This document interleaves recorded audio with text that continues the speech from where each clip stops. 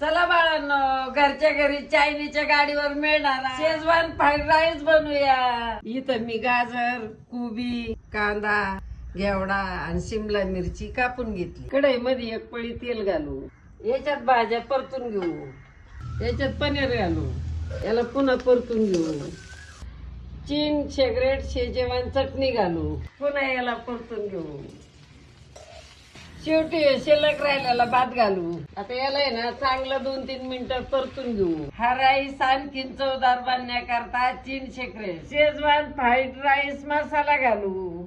हा मसाला घातला ना, मीठ, मिरची, लसूण, अद्रक घालायची गरजच नाहीये। 1-2 मिनिटं परतल्यानंतर आपला आहे ना फ्राईड राईस तयार आहे। कांद्याची पात याच्या सोबत खायला ना चीन शेगरेट शेजवान चटणी, एकच नंबर। फ्राईड राईस बनवायचा असेल तर बचिंग इट।